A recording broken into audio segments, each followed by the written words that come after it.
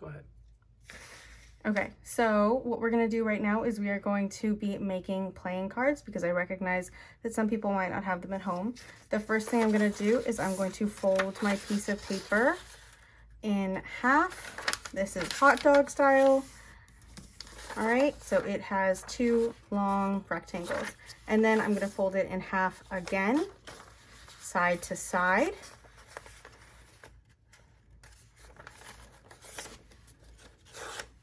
And then you can unfold the one you just did, the side to side fold, and fold these two to the middle. You're making smaller sections. Make sure you're getting a good crease on the edge because you're going to need to tear or cut there depending on if you have scissors or not.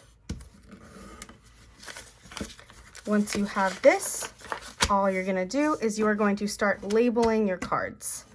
So for example, if this was a 0, 0, 1, 1, 2, 2, 3, 3.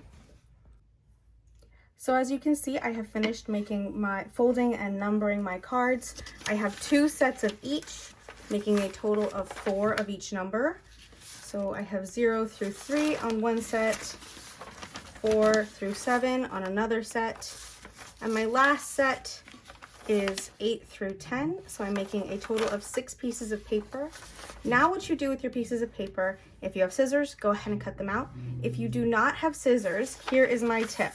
If you take your finger and you use your nail and you rub right along the edge of where the seam is, where you folded the paper, it makes it so much easier to tear a straight line.